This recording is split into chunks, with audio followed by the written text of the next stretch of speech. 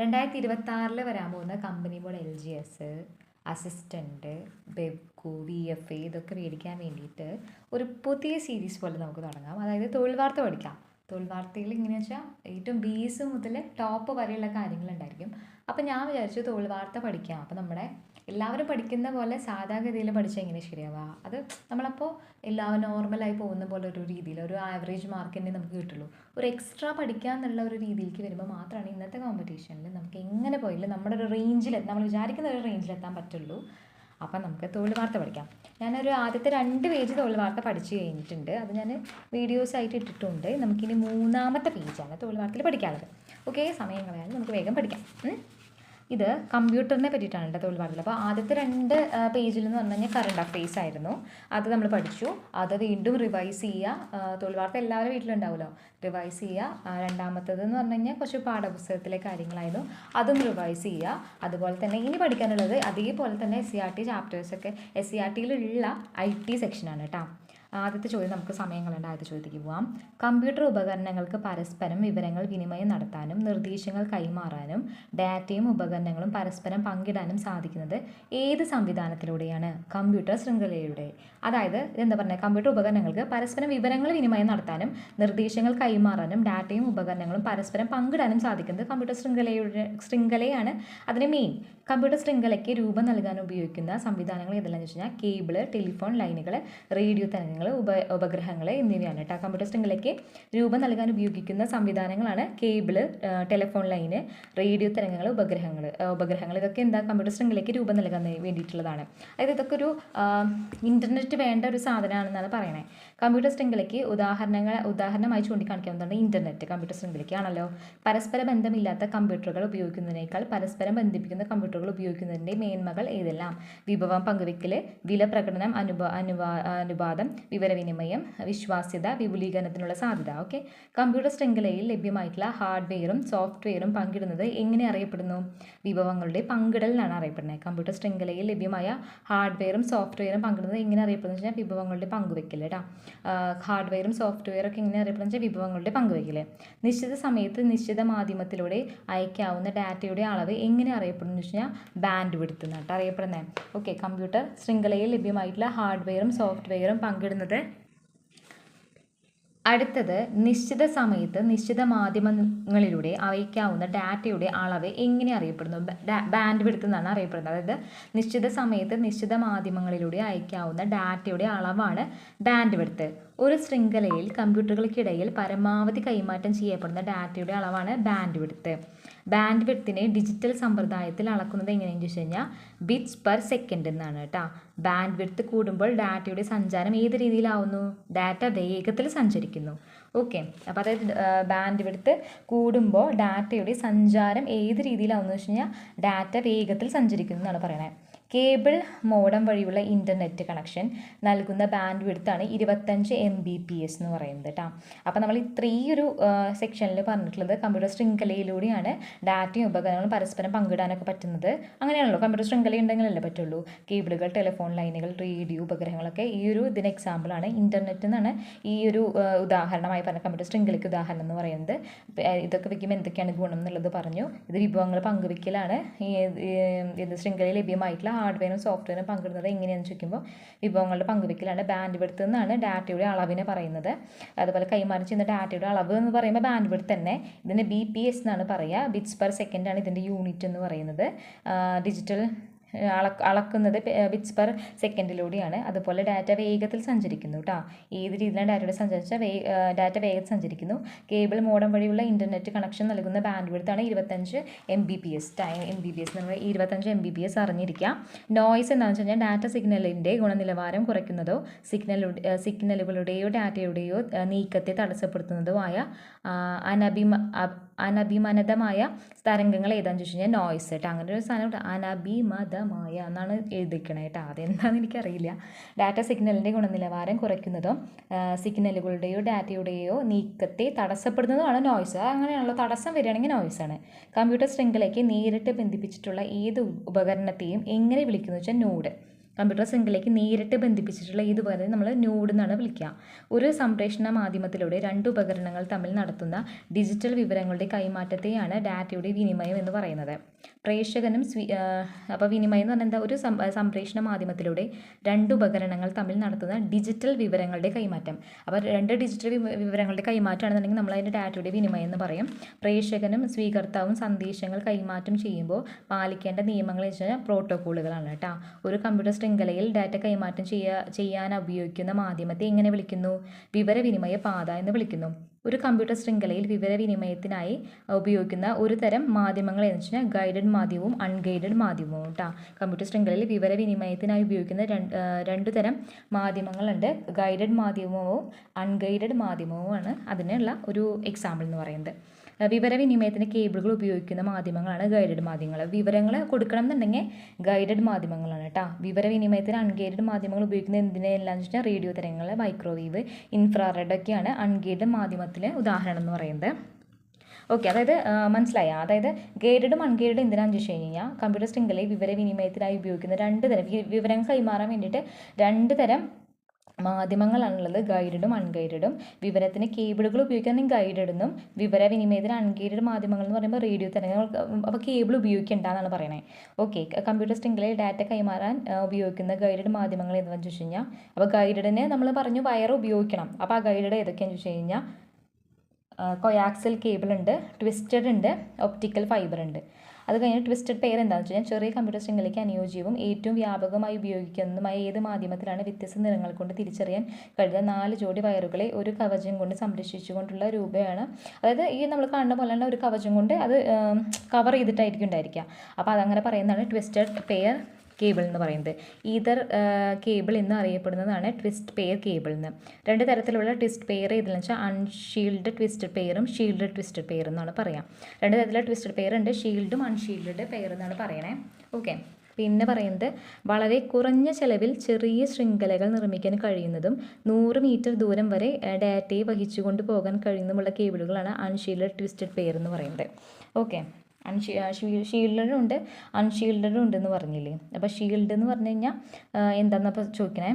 Shield നോയുടെ എതിരെ ശക്തമായി പ്രതിരോധം സംവിധാനമുള്ള കേബിൾ. ശക്തമായിട്ടുള്ള ഒരു ഷീൽഡ് പോലെ തന്നെ ശക്തമായ പ്രതിരോധത്തിന് ശേഷം എന്തിനാണെന്ന് നമുക്ക് ആദ്യം പറയാൻ പറ്റണം.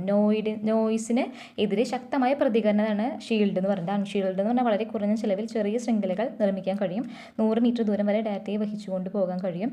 അങ്ങനെയുള്ള കേബിളാണ് അൺഷീൽഡ് എന്ന് പറയുന്നത്. അതായത് കുറച്ച് വില കുറവായിരിക്കും, അതുപോലെ അതിൻ്റെ ക്വാളിറ്റിയും കുറവായിരിക്കും. ഷീൽഡിന് കുറച്ചും കൂടി പ്രതിരോധിക്കാൻ പറ്റും. Unshielded twist pair, shield twist pair കേബിളുകളെ കമ്പ്യൂട്ടറുമായി ബന്ധിപ്പിക്കുന്ന കണക്ടർ ഏതെന്ന് വെച്ച് കഴിഞ്ഞാൽ RJ45 ആണ് കേട്ടോ. ദീർഘദൂരത്തേക്ക് ഏകദേശം 500 മീറ്റർ വരെ ഒറ്റയടിക്ക് ഡാറ്റയെ വഹിച്ചുകൊണ്ട് പോകാൻ കഴിവുള്ളതും വളരെ ഉയർന്ന ബാൻഡ് വിഡ്ത്ത് ഉള്ളതുമായ കേബിളുകളാണ് കൊയാക്സൽ കേബിൾ എന്ന് പറയുന്നത്.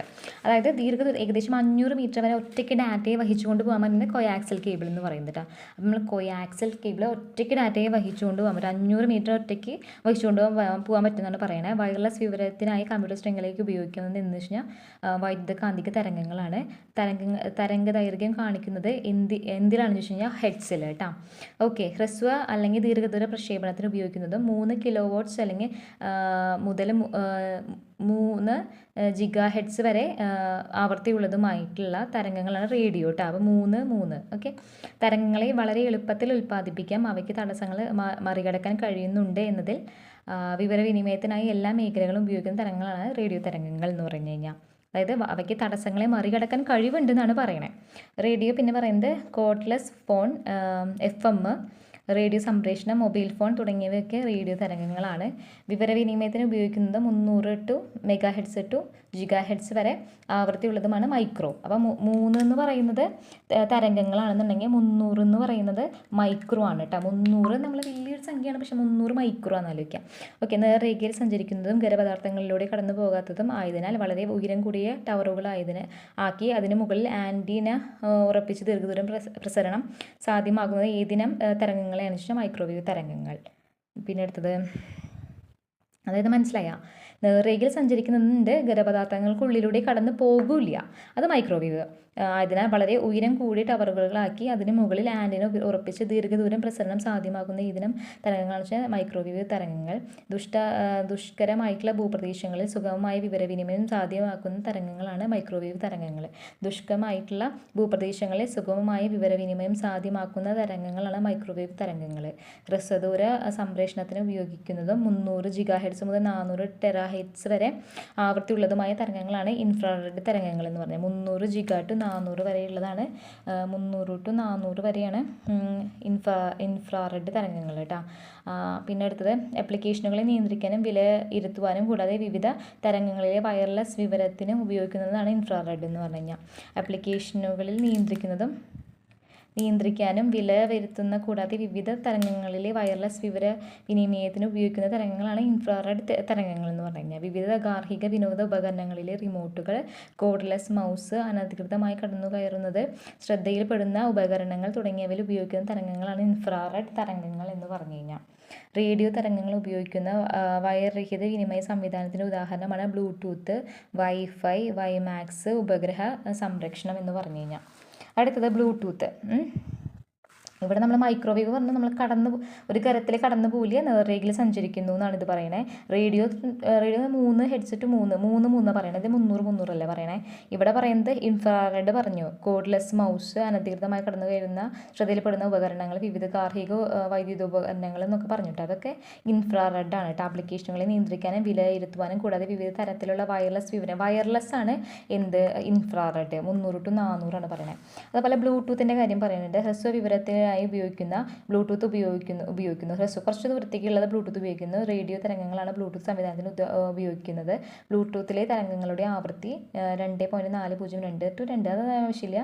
പിന്നെ ഇതിൽ ഏറ്റവും ഇമ്പോർട്ടൻ്റ് എന്ന് പറഞ്ഞാൽ ഒരേ സമയം 8 ഉപകരണങ്ങളെ ഒന്നിച്ച് ബന്ധിപ്പിക്കാൻ പറ്റും കേട്ടോ. 1 Mbps വരെയാണ് ഇതിനെ ബ്ലൂടൂത്ത് ഉള്ളത് കേട്ടോ. നേരത്തെ optical fibre cable optical fibre cable എന്ന് പറഞ്ഞാൽ എന്താ? ഡാറ്റയെ പ്രകാശ കണിക രൂപത്തിൽ ഒരു നീളം കൂടിയ കനം കുറഞ്ഞ ഗ്ലാസ് ട്യൂബിലൂടെ കടത്തിവിടുന്ന രൂപകൽപ്പനയാണ് ഒപ്റ്റിക്കൽ ഫൈബറുകളുടേത്. പ്രകാശത്തിൻ്റെ വേഗത്തിൽ ഡാറ്റയെ വളരെ ദൂരത്തേക്ക് സംപ്രേഷണം ചെയ്യാൻ ഈ സംവിധാനത്തിലൂടെ കഴിഞ്ഞു കേട്ടോ. കോട്ടിംഗ് എന്നിവയാണ് ഒപ്റ്റിക്കൽ ഫൈബറിൻ്റെ പ്രധാന ഭാഗങ്ങൾ. മധ്യഭാഗത്തൂടെ പ്രകാശം കടന്നു പോകുന്ന കനം കുറഞ്ഞ ഗ്ലാസ് കുഴലാണ് കോർ എന്ന് പറഞ്ഞു കഴിഞ്ഞാൽ കേട്ടോ. കോട്ടിംഗ് എന്നിവ ഒപ്റ്റിക്കൽ ഫൈബറിൻ്റെ പ്രധാന ഭാഗങ്ങളാണ്. മധ്യഭാഗത്തൂടെ കനങ്ങൾ തന്നെ കോർ എന്ന് പറഞ്ഞു കഴിഞ്ഞാൽ കോർ ഭാഗത്തെ പൊതിഞ്ഞ് പ്രകാശത്തെ കോറിനുള്ളിൽ പ്രതിഫലിപ്പിക്കുന്ന പുറത്ത് കോഡിങ് കേട്ടോ. അതായത് നമ്മൾ എന്തൊക്കെയാണ് കോട്ടിങ് അതാണ് പറയുന്നത്. മധ്യഭാഗത്തൂടെ പ്രകാശം കടന്നു പോകുന്ന കനം കുറഞ്ഞ ഗ്ലാസ് കുഴലാണ് കോറ്. ഏറ്റവും ഉള്ളിലുള്ളത് കോർ എന്ന് പറയും. പുറം ഭാഗത്തെയാണ് ക്ലോട്ടിംഗ് എന്ന് പറയുന്നത്. ഈർപ്പം തകരാൻ എന്നിവയിൽ നിന്ന് സംരക്ഷിക്കാനുള്ള കേബിളിൻ്റെ പ്ലാസ്റ്റിക് കവചമാണ് കോട്ടിംഗ് എന്ന് പറയുന്നത്. ഏറ്റവും പുറത്ത് കോട്ടിംഗ് കേട്ടോ. നൂറുകണക്കിന് ആയിരക്കണക്കിനോ ആയിട്ടുള്ള ഒപ്റ്റിക്കൽ ഫൈബർ കേബിളുകളെ പൊതിഞ്ഞിരിക്കുന്ന കവചമാണ് ജാക്കറ്റ് എന്ന് പറയുന്നത്.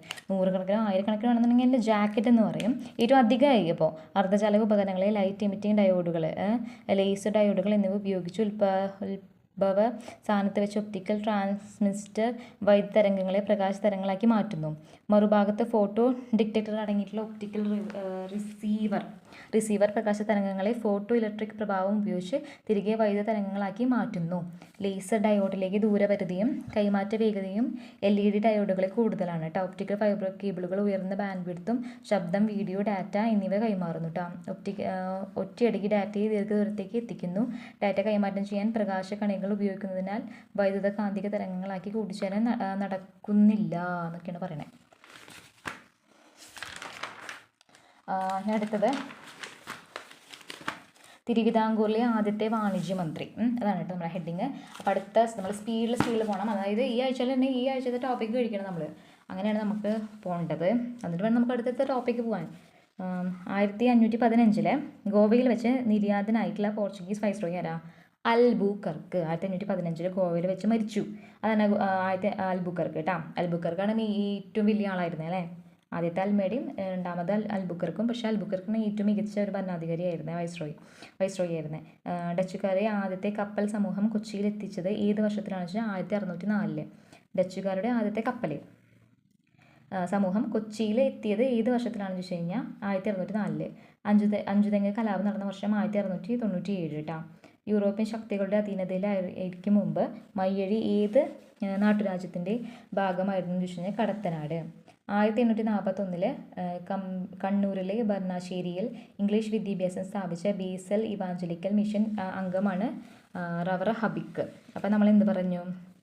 അൽബുക്കർക്കാണ് കൊച്ചിയിൽ മരിച്ചിട്ടുള്ളത്. അതുപോലെ ഗോവയിൽ വെച്ച് നിര്യാതനായിട്ടുള്ളത്. കപ്പൽ വ്യൂഹം കൊച്ചിയിൽ എത്തിയിട്ടുള്ളത് ഇത് വർഷം 1604 ഡച്ചുകാരുടെ.